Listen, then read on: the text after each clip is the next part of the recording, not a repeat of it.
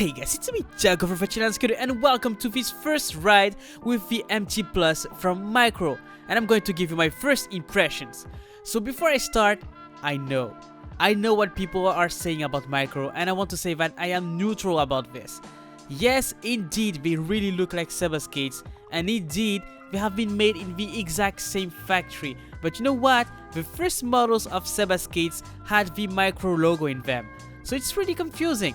I've heard this story from Seba and from Micro, and they're both slightly different, so I prefer to remain completely neutral about this. But since Ricardo Lino has joined Micro, I've noticed that their design is starting to change, and in fact, he was the one who suggested me to try these skates, so thank you.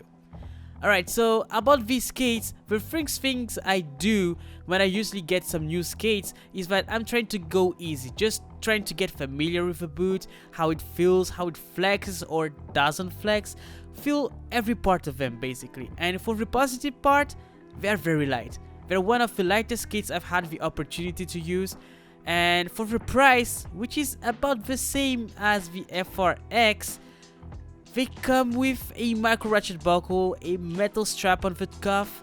I was like, what skates can I really compare these skates to? The FRX? No. The FR1s? More like FR3. Yeah, so it's like an FR3 but cheaper. That's cool. They do come with ABEC 5 bearings, but you know what? They actually roll well.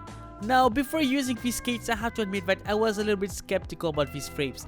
It's actually cool to have the equivalent of a deluxe frame at this price, but I noticed that they had no bridges between the wheels.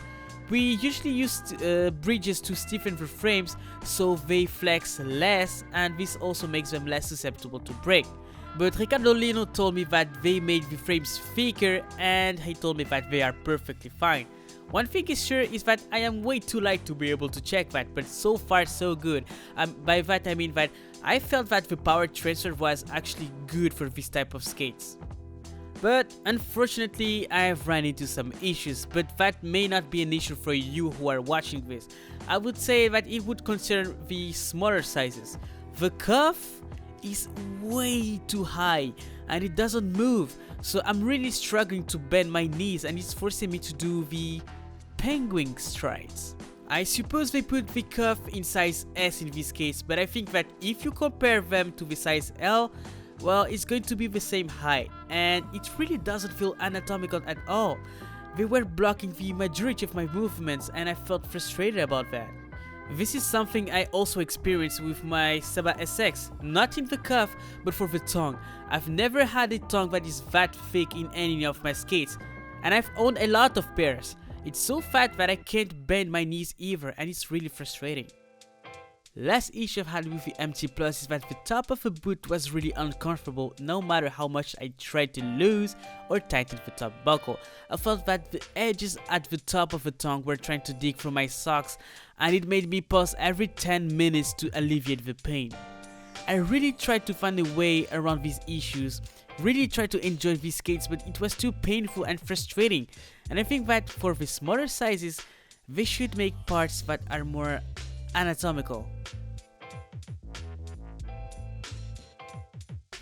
Alright guys, this is it for today's episode. Don't forget to subscribe and please help making us getting more popular by sharing this video to your friends. You can change everything. Think about it. Alright guys, see you in the next episode.